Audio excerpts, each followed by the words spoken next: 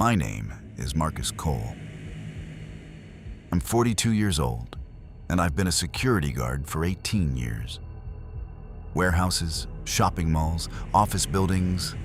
I've gotten more used to the quiet of the night shift than to pretty much anything else in my life. But 3 years ago, they transferred me to a new site, Elmwood Cemetery in Cincinnati, Ohio. One of the oldest in the city. The first burials date back to the 1850s, almost 100 acres. Trees that are 200 years old, stone headstones, some of them barely readable anymore from age and moss. There's a section where Civil War veterans are buried. Neat rows of identical white stones that look like something out of another world at night. When they told me about the transfer, I wasn't bothered. A cemetery is just a big piece of land. The dead don't bother anybody. I'm not the kind of person who gets spooked by places like that. The first month confirmed exactly what I thought. Dark, quiet, every now and then, a fox darting between headstones, or an owl passing overhead. Rounds every 2 hours, log entries, nothing more. A cemetery at night is basically just a park with no benches and no people. Then the small stuff started. It was a Tuesday. I remember because Tuesdays are always the quietest nights. I was doing my 2 a.m. round, walking through the old section where the burials go back to the 19th century. The headstones there are big, carved with angels, wings folded, heads bowed. At night, in the flashlight beam, the shadows fall so that the angels look like they've just turned their heads. I'd gotten used to it. After a month on the job, you stop noticing. I stopped to check my phone. Dispatch wanted to check in exactly at 2, and out of the corner of my eye, I caught a light. Not mine, not from the gate, not from the street beyond the fence. Somewhere out among the headstones, faint, pale yellow, slightly flickering, like someone holding a candle and walking with it. I listened. Silence. I walked over. Nothing. Just old headstones and grass wet with dew. I swept my flashlight in every direction, checked behind the bigger stones where someone could have hidden. Nobody. Logged it. 2:03. Light in the old section. Checked. Nothing found. Standard entry. And kept moving. The next night, the same thing. But that time, I noticed exactly where it kept appearing. Always the same spot. Near the old oak tree in the corner of the old section. A massive tree, trunk so thick 2 people couldn't get their arms around it. Underneath it stood 3 headstones, close together. A man, a woman, and a child. One last name on all 3. Harris. Thomas Harris, 1851 to 1887. Elizabeth Harris, 1853 to 1887. And a small stone off to the side. William Harris, 1882 to 1887. 5 years old. All 3 died the same year. I didn't think much about it. Who knows what could have happened in 1887? Disease, an accident. I kept moving. On the 3rd night, I decided not to go over.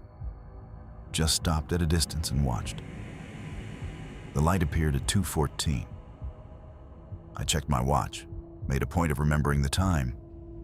Still at first. Then it started moving. Slowly, between the 3 headstones. Not random. Methodical, like someone walking between graves, reading the names. Stopping at one stone, then the next, then the small one.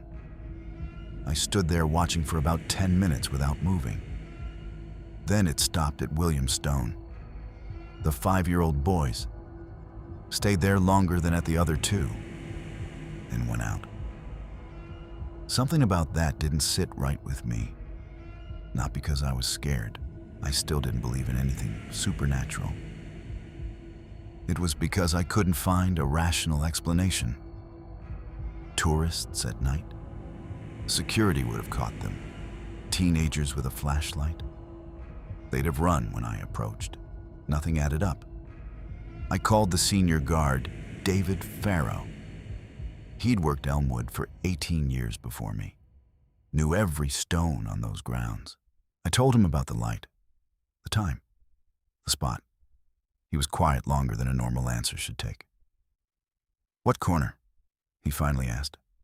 "The old oak, 3 headstones, the Harris family, 1887. Another pause. "Longer? How many nights in a row have you seen this?" "3. "And did you go over there?" "First 2 times, yeah. Third time, no." He let out a breath. "Listen, Marcus," he said slowly. "Just do your job, and after 2 a.m., don't go near that corner, okay? Do your rounds from the other side." "David, what is it?" "I don't know what it is," he said. And I could tell he meant it, not refusing to explain, genuinely not knowing. But I know it never bothered anybody until people started going over there. What happened when they did? Silence. "David?" "Nothing specific," he finally said. "Just better not to go over. Trust me." He hung up. For the next 2 weeks, I stuck to the rule. At 2 a.m., rounds from the other side. The light would appear. I'd see it from a distance, a yellow smudge among the dark headstones. And I'd keep walking. At 2:14 it appeared, moved between the 3 stones, lingered longer at the small one, went out every night, almost to the minute. Then one Tuesday, a couple showed up. Young, she was around 25, he was a little older. Cameras, tripods, flashlights. Said they ran a YouTube channel about paranormal activity and old cemeteries. Showed me a permit, all official, signed off by the cemetery director. I let them in. Went over the rules. Don't touch anything. Don't leave trash. Out by 4 a.m. At 2:20, they came running up to me. The girl was holding the guy's hand and clearly trying not to cry. He looked calmer, but the camera in his hands was shaking. "There's someone out there," he said, "by the big oak, standing between the headstones, looking right at us. We thought it was you, but then we realized you were over here." I walked over.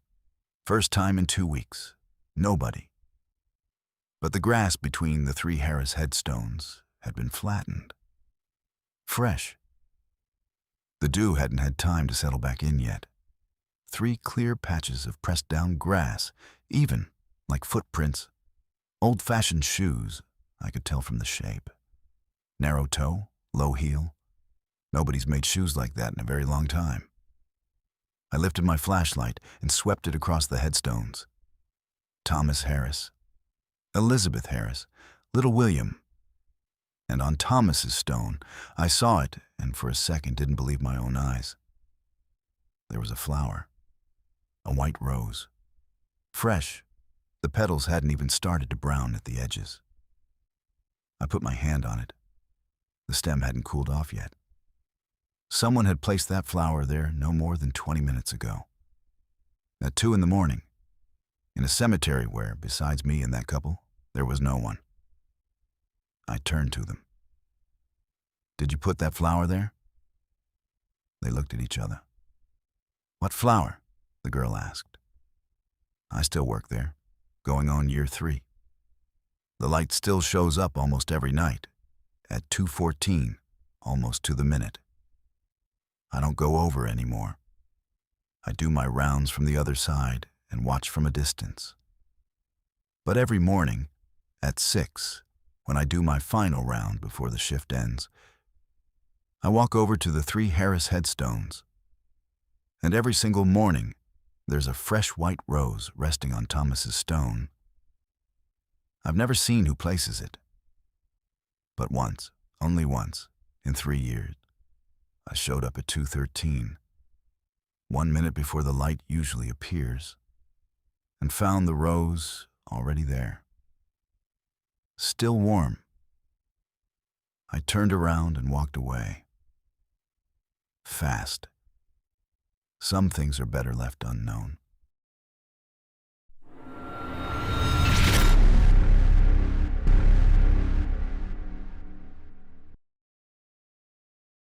My name is Nathan Grace.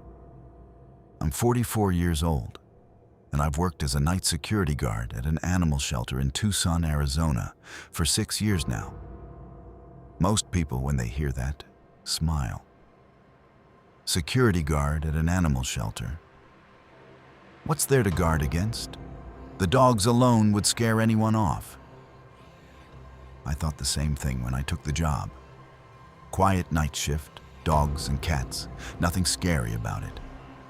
The first 2 years, honestly, nothing scary happened. The shelter's big, almost 200 animals at any given time. Dogs in one wing, cats in another, and a separate quarantine room for new arrivals.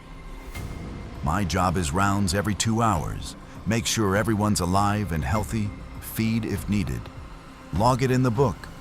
Standard stuff. The animals sleep at night. Sometimes a dog barks at some noise from outside, and that's it. Quiet. But there are nights when it doesn't stay quiet. I noticed the pattern about a year into the job. At first, I figured it was coincidence. Then I started keeping a separate notebook, not the official logbook, my own personal one. Dates, what happened, how the animals were acting. 3 months of notes in, the pattern was undeniable. Every 17 days. Not a full moon cycle, I checked. Not some holiday. Just every 17 days, almost to the day, the animals turned into something else. It always started the same way, and always at 11 p.m. The dogs first. Not barking, a low, quiet whimper. All of them at once. I'd walk into the wing and see the same thing every time. Every single dog sitting in the corner of its kennel, staring at one fixed point. Not at me, not at the door. Somewhere up in the corner of the ceiling, above the entrance. All of them together, like on cue. I'd look up there, nothing. Ceiling, a light fixture, an ordinary ceiling. Then the cats. They didn't whine. They went silent. Completely. Cats at the shelter are always noisy at night, purring, meowing, swatting at the bars of their cages. On those nights, total silence. And the same thing, all of them sitting, staring at one corner, the same corner, in both wings, even though the wings sit on opposite sides of the building. I plotted the angles on a floor plan. They all pointed to the same spot, somewhere near the middle of the building, right where there's an old room we used as a storage closet. On the third night this happened, I decided to go into that storage room. The room's small, maybe 40 square feet. Old crates stacked along the walls, bags of dog food, some equipment. I flipped on the light and looked around. Nothing. But the air in there was different. Not a smell, just the temperature. Colder than the hallway, a good 5 degrees colder, easily. In Tucson, even at night in the summer, it's hot. But in that room I felt real, genuine cold. I stood there and listened, and I heard breathing, slow, even. Somewhere in the corner, behind the old stacked crates. I shined my flashlight over, nothing. Just metal crates and the shadows they threw. I called out loud, "Who's in here?" Normal reaction. Maybe a homeless person had snuck in to get warm.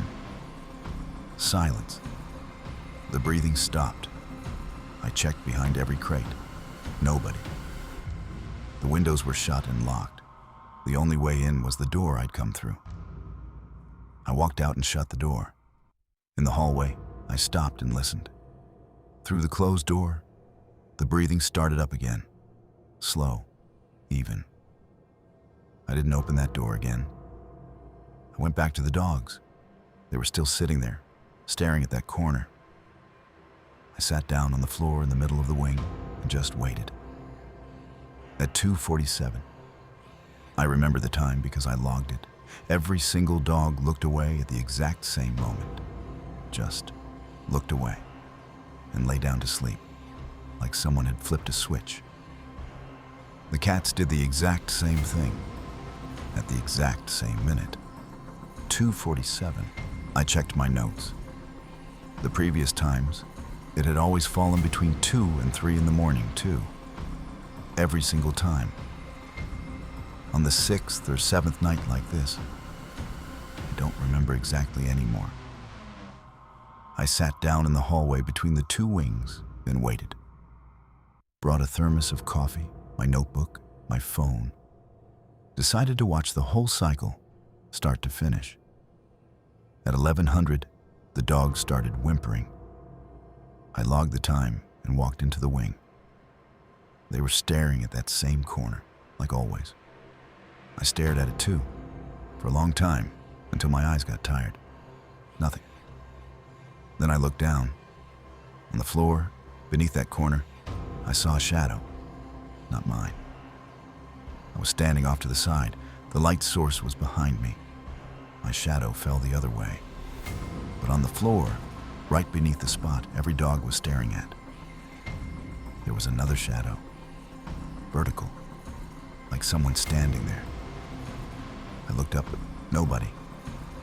I looked back at the floor. The shadow was still there. I took a step toward it. The shadow didn't move. I took another step, reached out my hand. My hand passed right through the shadow into nothing, just the floor. But the shadow stayed. One of the dogs, a big reddish mutt everyone at the shelter called Charlie, got up and walked over to me. He'd never done that on these nights before. Always stayed sitting in his corner. He walked up, stood beside me, and stared at the shadow too. Then let out a quiet whimper and backed away, back into his corner. At 2:47, the shadow vanished. Just gone. And the dogs lay down. And the cats went quiet and settled in too. I sat on the floor and stared at the spot where the shadow had been. Then I pulled out my phone and called my brother Marcus. He lives in Phoenix. We hadn't talked in a while. He picked up annoyed. It was 3 in the morning. "Nate, what's wrong?" "Nothing. Just wanted to hear your voice." "You okay?" "Yeah. Sorry I woke you." "You're being weird. Everything good?" "Everything's fine. Go back to sleep." I didn't tell him anything. I didn't know how to explain it. I still work there. Going on year 6. The 17-day cycle hasn't changed. The dogs stare at that corner. The cats go silent. The old storage room is cold, and if you put your ear to the door, you can still hear breathing. I don't go in there on those nights anymore. But there's one thing that still won't leave me alone. Charlie, that reddish mutt, got adopted about a month after that night. A new family, a good home. I was happy for him. A week later, they brought him back. Said he was acting strange, getting up at night, walking to one specific corner of their house, and just standing there, staring, until morning. I wrote down their address and plotted the direction on a map. The corner in their house where Charlie stared, it pointed exactly toward our shelter. Exactly at that storage room.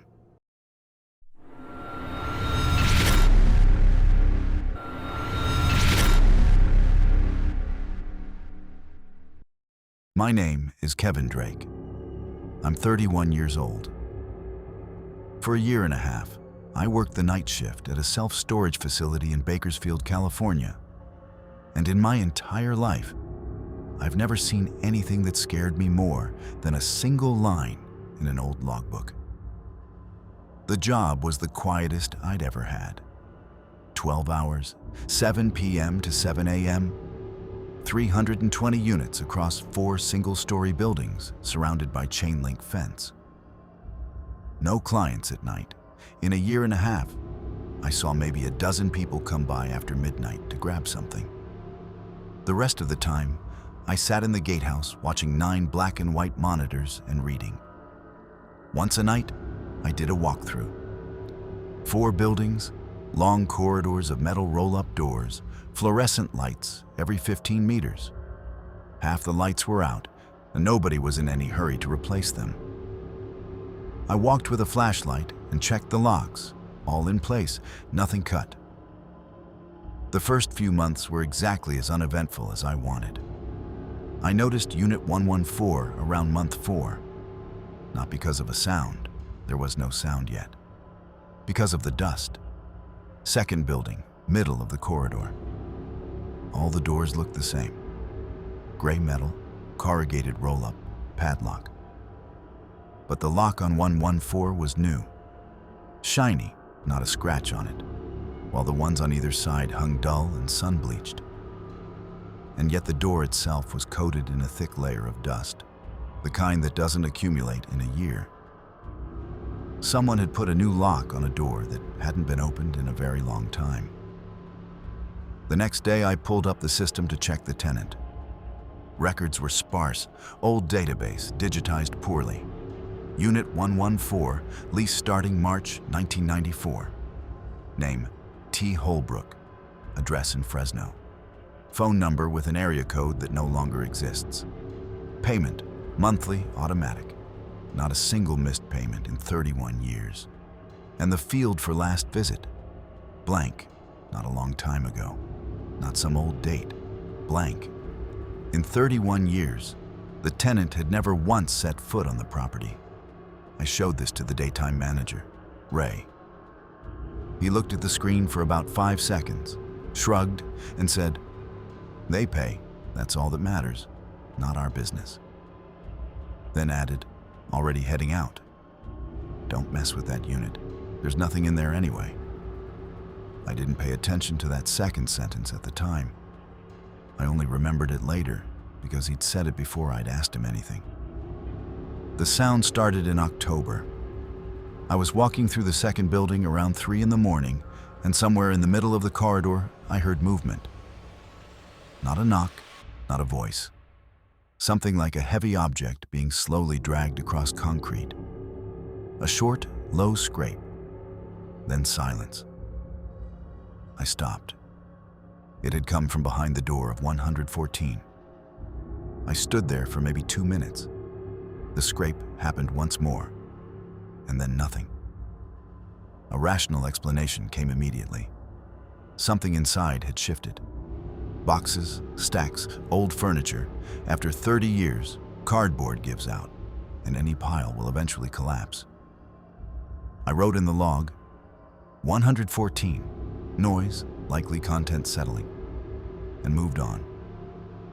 The sound repeated 4 days later, then 2 days after that, then almost every night, always between 2 and 4 a.m., always the same.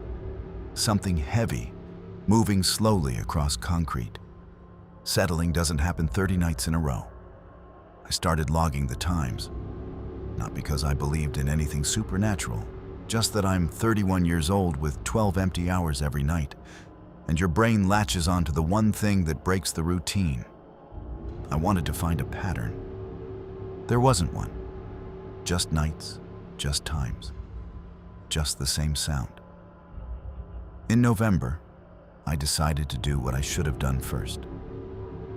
I went to the archive, a small room behind the office where paper logbooks from before the database lived in a filing cabinet. I was looking for the original lease application.